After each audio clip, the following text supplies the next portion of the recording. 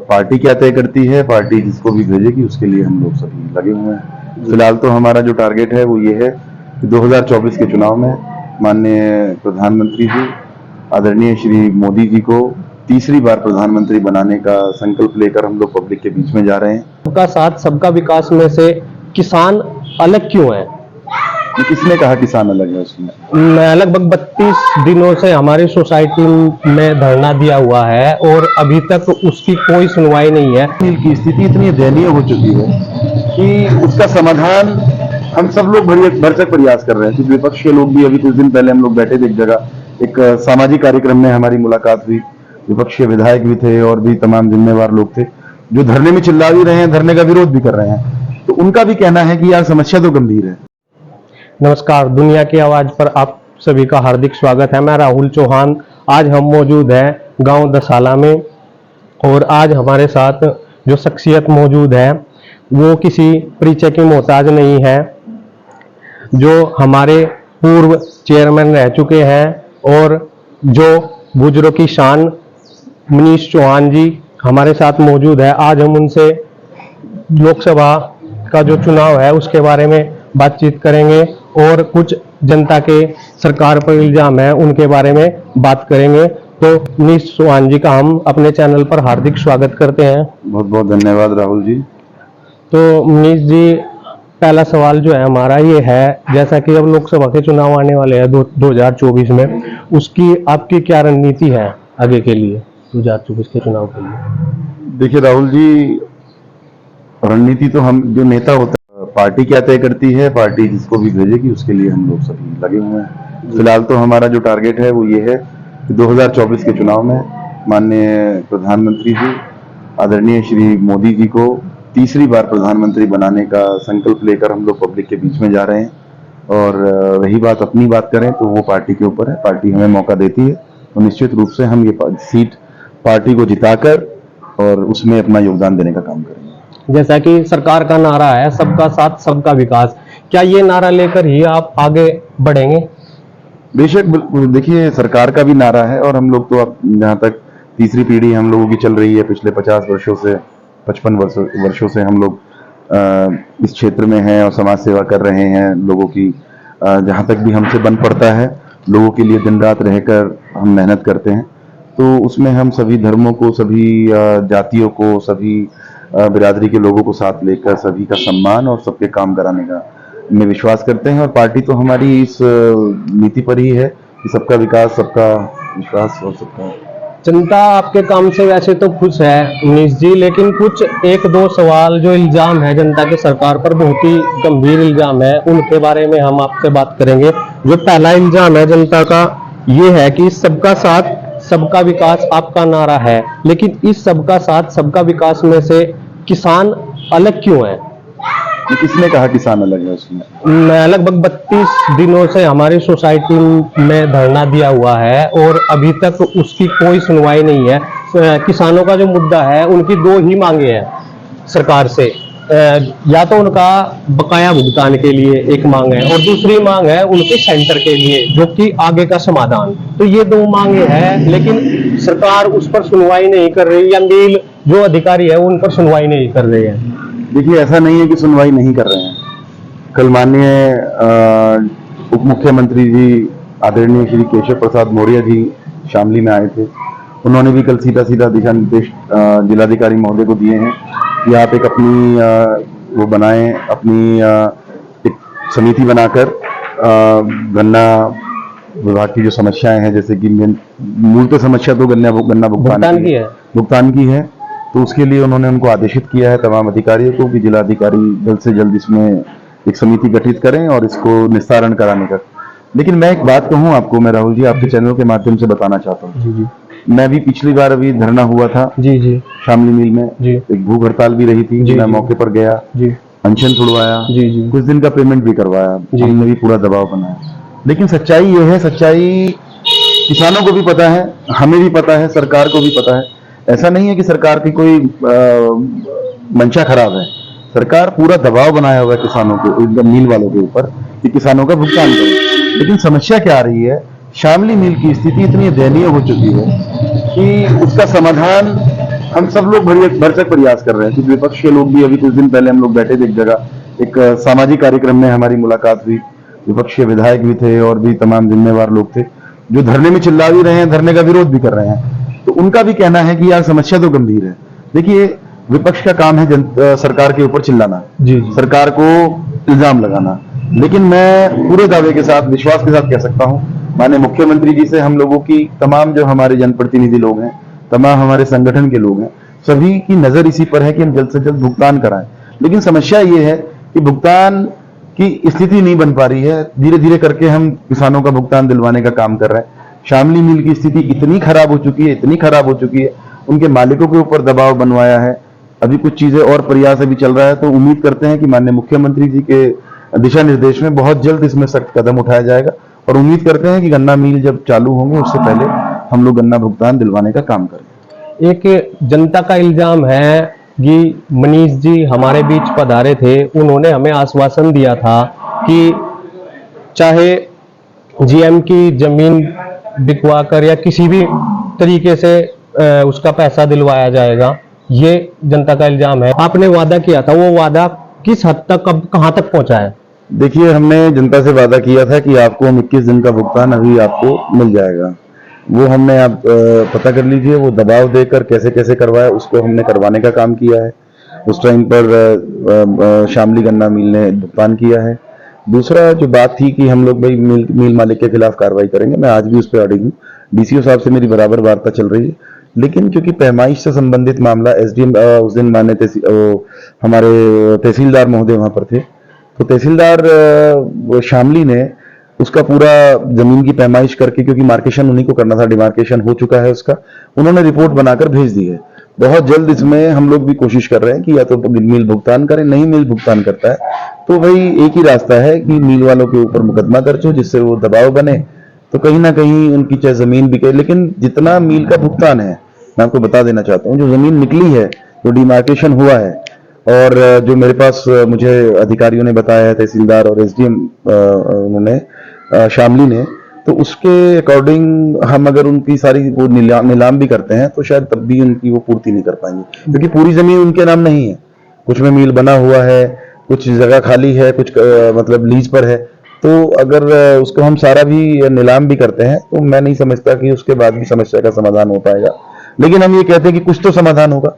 इसमें कोई शक नहीं है कि आज सबसे ज्यादा दुर्दशा शामली मिल के किसानों की है, जी, जिनको भविष्य में कुछ नजर ही नहीं आ रहा है। यही बात। अभी हमारी गन्ना मंत्री जी, मैं लखनऊ गया था पिछले महीने, मैंने प्रयास किया गन्ना मंत्री जी से मिलने का, लेकिन वो घोषी चुनाव में व्यस्त है।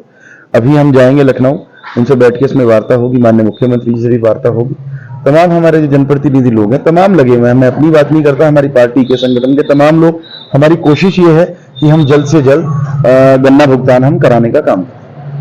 एक जनता का जो आपकी सरकार पर इल्जाम है, वो ये है कि सरकार दलित मजदूर की तरफ नहीं देख रही है, वनस्पत पूंजीपति की तरफ ज्यादा ध्यान दे रही है। आप मुझे बताइए, कौन से पूंजीपति को गैस सिलेंडर मिल रहा है? नहीं, ये इल्जाम आप उन जनता से ये भी पूछे ना, जनता का इल्जाम नहीं है, जनता तो खुश है। जनता तो दुआ कर रही है कि मोदी योगी जैसे प्रधानमंत्री और मुख्यमंत्री लगातार लंबे समय तक चलते रहें, और उनकी लंबी उम्र की कामना करती है, उनके स्वास्थ्य की कामना करती है, उनके दीर्घायु होने की कामना करती है, और ये चाहती है कि वो हमेशा जनता की सेवा करते रहे। ये इल्जाम जो है, ये दूसरे दलों के जो लोग हैं, जो विपक्ष के लोग हैं, उनके पास कुछ जरिया नहीं है। मैं आपसे पूछता हूँ, कौन से पूंजीपति का मकान बन रहा है? कौन से पूंजीपति को गैस सिलेंडर दिया जा रहा है? कौन से पूंजीपति का मकान बन रहा है? जितनी योजना है, कौन सा पूंजीपति है जो ये प्रधानमंत्री जी की जो हमारी मेडिकल फैसिलिटी है, जो आयुष्मान योजना है, उसमें कौन सा पूंजीपति को ये योजना का लाभ मिल रहा है? सभी कौन से पूंजीपति के यहाँ महीने में राशन जाता है? महीने का राशन हमारे जो, चाहे वो दलित समाज के लोग हैं, चाहे हमारे मजदूर हैं, चाहे हमारे जो जिसको शोषित वर्ग आप कहते हैं, मैं तो कहता हूँ आज की तारीख में शायद मुझे नजर नहीं आता कि किसी का शोषण किया जा रहा है। सभी आज बहुत मजबूत स्थिति में है। सरकार उनको राशन दे रही है, सिलेंडर दे रही है, आवास दे रही है, शौचालय दे रही है, सिलेंडर उनको मिला है, और तमाम सुविधाएं, और किसानों के खाते में 2-2 हजार रुपया जा रहा है। तो ये तमाम योजनाएं हैं। मैं पूछता हूँ, ये कौन से पूंजीपति के लिए?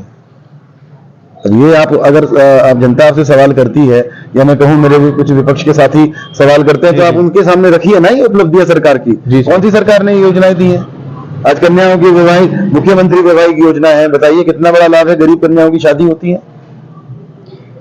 एक जनता का इल्जाम है, आप जनता के बहुत ही चहीते नेता हैं। आप शामली जिले की बात कर ले, आप जनता के चहीते नेता हैं, लेकिन आप किसानों के धरने के बीच जाकर किसानों का समर्थन नहीं कर रहे हैं।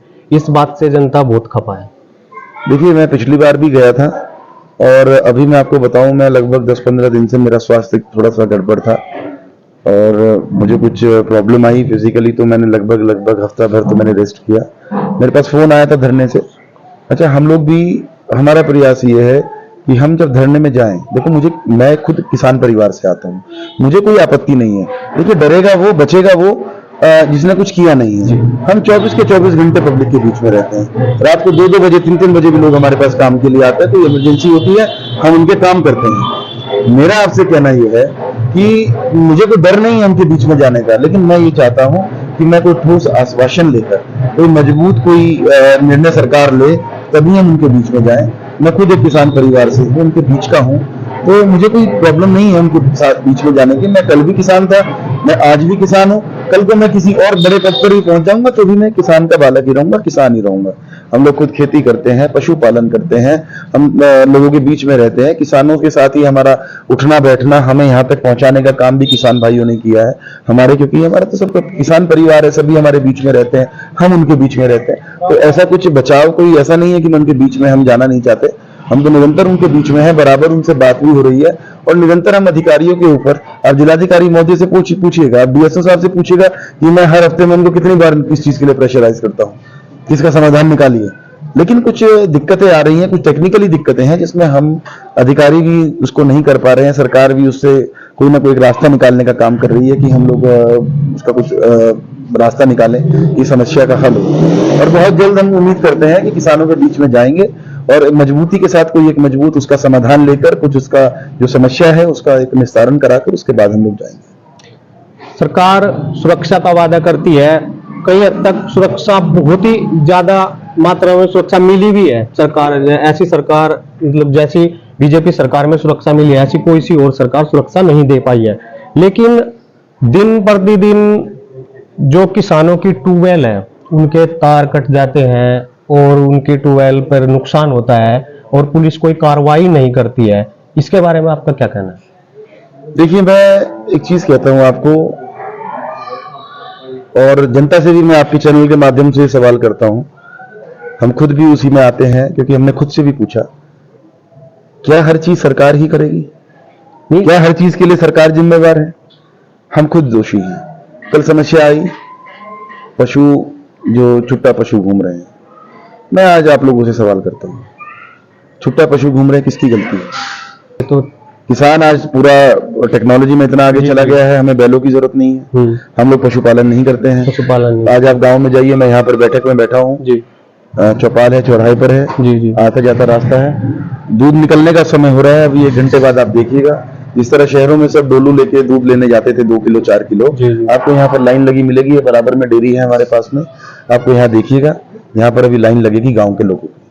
अगर गाँव में भी दूध बिक रहा है, अब हम देसी खाद उत्पन्न नहीं करते, जब पशु नहीं होंगे तो गोबर इकट्ठा नहीं होगा, गोबर इकट्ठा नहीं होगा तो हम लोग खेती में जैविक खाद और वो सब नहीं डालेंगे, हम देसी खाद नहीं डालेंगे। देखिए, ये सब चीजें समस्या हमारी उत्पन्न की हुई है। हमारी गाय 6 महीने दूध देगी, 6 महीने दूध के देने के बाद अगर वो दूध देना बंद कर देती है, आगे के लिए वो अगर दुधारू नहीं रही, वो आगे के लिए वो नई नहीं होती है, नई दूध नहीं हो पाएगी, तो हम क्या करेंगे? रात के अंधेरे में जाके उसको दूसरे मोहल्ले में छोड़ाएंगे। सरकार कब तक, एक बार बताइए, कितना बड़ा प्रदेश है, कब तक सरकार उन पशुओं का पहरा देगी? ये समस्या हमारे द्वारा उत्पन्न करेगी। जब तक हम लोग इसका समाधान नहीं करेंगे, जब तक हम गौपालन नहीं करेंगे, जब तक हम सांडों को और इनको हम ही तो छोड़ते हैं बछड़े, तो ये गलती हमारी है। आज चलिए हम इकट्ठा करवाते हैं, चलिए सरकार एक बार प्रण लेती है, आज सारे जितने भी छुट्टा पशु हैं सबको पशु जो ये बनी है, गौशालाएं बनाई हैं और जो चीजें की हैं, जो योजनाएं हैं और सरकार की, उनमें चलो छुड़वाते हैं। क्या आप गारंटी लेते हैं कि उसके बाद ये लोग नहीं छोड़ेंगे? देखिए, ये समस्या, इस समस्या का जिस तरीके से चल रहा है, कभी निस्तारण नहीं हो पाएगा। तो कहीं ना कहीं जनता को भी सहयोग करना पड़ेगा इन देखिए, चीजों में। सरकार आपके लिए खड़ी है, सरकार आपकी सेवक है। जी। हम लोग नेता नहीं है। जी। इस सरकार ने यह एहसास कराया है कि एमपी, एमएलए, मंत्री, संगठन के लोग ये नेता नहीं है। जी। ये लोग आपके सेवक हैं। प्रधानमंत्री जी ने खुद कहा कि मैं चौकीदार हूं। जी जी। ये सेवा कर रहे हैं। तो सेवक का काम है सेवा करना, दिशा दिखाना। हम लोग दिशा दिखा रहे हैं, हम लोग सेवा कर रहे हैं। लेकिन क्या यह संभव है कि खाली जो सेवक है या सरकार है या नेता है यही सब कुछ कर पाएंगे? नहीं। इसके लिए हम लोगों को भी आगे आना पड़ेगा, समाज को आगे आना पड़ेगा, समाज को अपनी जिम्मेवारियां समझनी पड़ेगी। हमें पशु पालना चाहिए। आज सरकार प्रयास कर रही है, सरकार का उस जो प्रयास है उसका जिक्र तो कभी कोई नहीं करता। हमारे पत्रकार बंधु भी नहीं करते हैं, हमारे विपक्ष के साथी भी नहीं करते हैं। आप एक बात बताइए, सरकार आज कई तरह के ऐसी दवाइयों का, अभी एक हमारा गौ संसाधन केंद्र बन रहा है मथुरा में। जी जी। आप देखिए जरा, वहां पर अभी टेस्टिंग लैब बनेगी, वहां टेस्ट होगा। हम कोशिश करेंगे कि आगे बछड़े ना हो, गायें हों, जिससे कि ये बछड़े ना फिरे। कल लोग शिकायत करते थे, कल यही लोग शिकायत करते थे कि गौ कटती है, गौ कटान होता है। आज सरकार ने गौ कटान रोका है, तो सरकार जिम्मेवार है कि आप गाय और बछड़े छोड़ देंगे। आप क्या सरकार लाइसेंस दे दे कि आप गाय काटे? वो चीज नहीं होगी। एक सोशल मीडिया पर आजकल जो लोकसभा में बयान दिया है भदौरी जी ने, उसके बारे में आपका क्या कहना है? देखिए, मैं उतने बड़े लेवल की बात पे नहीं वो कहूंगा, लेकिन सामाजिक स्तर पे अगर बात करूं, एक सामाजिक व्यक्ति होने के नाते मैं कहना चाहूंगा कि कल माननीय उप मुख्यमंत्री जी ने भी इसमें खेद प्रकट किया है। हमारे सदन में सबसे बड़े, उस टाइम जो सबसे बड़े नेता उपस्थित थे, आदरणीय रक्षा मंत्री जी, आदरणीय राजनाथ जी, उन्होंने वहां पर माफी मांगी, सार्वजनिक रूप से माफी मांगी। हम लोग भी उसमें खेद प्रकट करते हैं। वो चीज गलत हुई, वो होना नहीं चाहिए था। ऐसी अमर्यादित भाषा किसी भी समाज के लिए, किसी भी वर्ग के लिए वो करना बड़ा निंदनीय है, बड़ा गलत है। उसके लिए हम भी खेद प्रकट करते हैं। वो गलत हुआ है, वो उनको नहीं बोलना चाहिए था। और सदन में बैठे एक उच्च सदन के व्यक्ति को, एक बड़े प्रतिष्ठित पद पे बैठे हुए व्यक्ति को इतनी अमर्यादित भाषा शोभा नहीं देती है। वो गलत है, और जो बात गलत होगी, देखो, वो गलत कही भी जाएगी, वो सामाजिक दृष्टि से गलत है। तो ऐसा नहीं होना चाहिए। ये समाज की जो सामाजिक स्थिति है, उसके लिए ऐसी अमर्यादित भाषा जो है वो समाज को कहीं ना कहीं नुकसान पहुंचाने का काम है। एक खंद्रावली युवा पीढ़ी जो अपने युवा ब्रिगेड है, उनकी तरफ से एक सवाल है। सभी गांवों में, यहाँ के नजदीकी जितने भी गांव है, सब में स्टेडियम का निर्माण हो चुका है, बृहत स्टेडियम है, और जो खंद्रावली की जनता है वो आपसे स्टेडियम की मांग करती है। उन्होंने मेरे चैनल के माध्यम से बोला है कि आप जा करके मनीष जी को बोले कि स्टेडियम का निर्माण खंद्रावली गांव में करवाएं। उनको आने में क्या दिक्कत थी? वो उनको आना चाहिए था। अभी आप देखेंगे जसाला में स्टेडियम है। जी जी। जनपद का पहला स्टेडियम जसाला में बना। जी जी जी। देखिए, हम जिला पंचायत के माध्यम से भी हम प्रयास कर रहे हैं, इस बार तो नहीं, लेकिन मैं कोशिश कर रहा हूँ, एक पहल हमने की है कि हम हर गांव में एक ओपन जिम देने की व्यवस्था करें। मेरी प्राथमिकता है, मैं अभी उस पर कर नहीं पा रहा हूँ क्योंकि हमारे जो सभी क्षेत्र की मांग है वो ज्यादातर रहती है कि सीसी सड़कें या खेतों के रास्ते या खड़ंजे मिले। मेरी प्राथमिकता में है कि अगर हमारा बजट, क्योंकि बहुत कम हो गया है, बजट बढ़ता है या कोई निधि आती है, तो मेरा प्रयास है कि मैं हर एक दो गांव जो परस्पर नजदीक के गांव हैं, उन दो तीन गांव में एक, या हर गांव में जो दूरी पर है, बड़े गांव हैं, छोटे गांव हैं, जैसे भी हैं, उनमें हम हेल्थ क्लब का, जिम का, ओपन जिम बने, वो मैं चाहता हूं। और एक लाइब्रेरी में देना चाहता हूं सभी गांव में। मेरी प्राथमिकता है कि जनपद के सभी गांव में तो बहुत समय लगेगा बनवाने में, लेकिन लगभग की क्षेत्र में इतना हो कि हमारे अगर 10 गांव आसपास के हैं तो उन 10 गांव में 2 लाइब्रेरी ऐसी बने, एक लड़कियों के लिए, एक लड़कों के लिए। और वो मैं ग्राम पंचायत को हम लोग हैंडओवर करें, उसकी सुरक्षा वो लोग दें। जो बड़ा गांव होगा उसमें हम खुलवाने के चाहते हैं। तो हम देखिए, खेल के मैदान के लिए सरकार कोशिश कर रही है, और ये काम ग्राम पंचायत का है। ग्राम पंचायत अगर सरकार से, मतलब सरकारी जमीन उपलब्ध कराती है, ग्राम पंचायत के स्तर पर में सभी इकट्ठा होकर गए थे, लेकिन उसका कोई समाधान नहीं हुआ। इसलिए अगर गांव खंद्रावली में देखो, अब किसी के मकान तो मैं नहीं गिरवा पाऊंगा, लेकिन अगर ग्राम समाज की भूमि उपलब्ध है, वहां पर जो कॉलेज की भूमि है उसे जैसे ठेके पर दी जाती है, वो है, उसमें छोड़ने के लिए बोला था, लेकिन उस पर भी कोई एक्शन नहीं। मैं आपके चैनल के माध्यम से उन लड़कों को, सभी अपने नौजवान पीढ़ियों को मैं आश्वस्त करता हूं, आप उनको कहिए एक चैनल बनाएं, उनको कहिएगा आप एक प्रॉपर अपनी एक कमेटी बनाए कि चैनल के थ्रू हम इस चीज को शुरू करते हैं। और अगर वहां पर भूमि उपलब्ध है, देखिए मैं दावे के साथ कहता हूं, किसी भी गांव में अगर भूमि ग्राम पंचायत की या सरकारी भूमि उपलब्ध है और वहां खेल मैदान नहीं है, तो मैं गारंटी लेता हूं, मैं खाली खंडरावली की नहीं, मैं तमाम और भी गाँव की कहता हूं कि हम उनमें खेल का मैदान बनवाने का हमारी जिम्मेवारी है, हम उसमें खेल का मैदान बनवाने का काम करें। एक सवाल मेरी तरफ से है मनीष जी, क्या हम आपको एमपी के रूप में अगले लोकसभा चुनाव के लिए देख रहे हैं? देखो एमपी का तो मुझे नहीं पता, वो तो पार्टी तय करेगी। पार्टी मुझे मौका देती है तो निश्चित आप लोगों के बीच में माता रानी का आशीर्वाद रहा, बाबा भोलेनाथ की कृपा रही, और ऊपर वाले से डर के कहता हूं निश्चित रूप से आप लोगों के बीच में एमपी बनकर आऊंगा।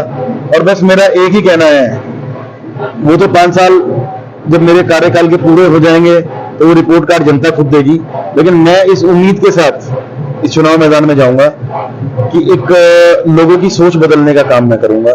जो लोग पीड़ित महसूस करते हैं अपने आप को, लोग अपने आप को प्रताड़ित महसूस करते हैं, मैं देखता हूं बहुत बाहर से भी दूसरे क्षेत्रों से लोग मुझसे आकर मिलते हैं।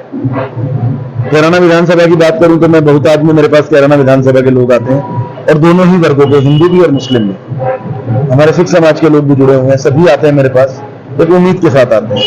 ये दुर्भाग्य है उस क्षेत्र की जनता का कि उनके काम नहीं हो पा रहे हैं। उनको थाने में एक छोटा सा काम होता है, उसके लिए वो बेचारे दर दर भटकते हैं, लेकिन हम लोगों ने उनको एक भरोसा दिलाया, उनका काम करने के लिए हम लोग दिन रात बैठे हैं, मेरे पिताजी बैठे हैं, मैं बैठा हूं, प्रयास करते हैं कि लोगों को दिक्कत ना हो। मौका मिला तो निश्चित रूप से मैं कहता हूं, आप ये ना सोचें कि मैं एमपी बनूंगा, आप ये सोचें कि आपका एक सेवक आप लोगों के बीच में रहेगा। जो 5 साल लोग मुझे एमपी बनाने का काम करेंगे, 5 साल मेरे सिर पर वो बोझ रहेगा, और मैं पूरे 5 साल सिर्फ उन लोगों को अपने क्षेत्र की दिशा बदलने का काम करूंगा, अपने क्षेत्र के लोगों की सोच बदलने का काम करूंगा, अपने क्षेत्र की जो दशा है, जो विकसित नहीं हो पाया है, जो योजनाओं से वो वंचित रह गया है, कि एक सांसद को जो चीजें यहाँ पर लेकर आनी चाहिए। देखिए हम सरकार की 2 चीजें होती हैं, एक होती है सरकार की उपलब्धि, एक होती है हमारी अपनी उपलब्धि। मैं जिला पंचायत अध्यक्ष हूं, निधि लगा रहा हूं। मैं जिला पंचायत अध्यक्ष होते हुए क्या नई चीजें अपने क्षेत्र में उत्पन्न कर पा रहा हूं, कैसा माहौल मैं लोगों को दे पा रहा हूं, वो एक बड़ी बात है। मैं एक भरोसा अपनी नौजवान पीढ़ियों को, जो हमारी आने वाली जनरेशन है, जो मेरे साथ के मेरे नौजवान भाई हैं और हमारी बहनें हैं, उनको एक भरोसा दिलाता हूं कि मुझे मौका मिला तो कहीं ना कहीं उनके उत्साह में, उनकी सोच में बदलाव आएगा एक नेता के प्रति, और हमारा क्षेत्र एक विकसित क्षेत्र होगा। कैराना लोकसभा एक विकसित लोकसभा कहलाई जाएगी। तो इसी सोच के साथ मैं चुनाव मैदान में जाऊंगा, और पब्लिक का आशीर्वाद मिला, पार्टी के शीर्ष हमारे जो टॉप लीडरशिप है, हमारी शीर्ष नेतृत्व का आशीर्वाद, भरोसा मुझ पर बना, तो मैं बस यही उम्मीद करता हूं कि सेवा करूंगा क्षेत्र की, और उस तरह की सेवा करूंगा कि लोगों को एहसास होगा कि नेतागिरी होती क्या है, नेतृत्व होता क्या है। तो साथियों, जितने भी सवाल हमने श्री मनीष जी से पूछे, उन्होंने सभी सवालों का जवाब बिल्कुल बेबाक तरीके से दिया।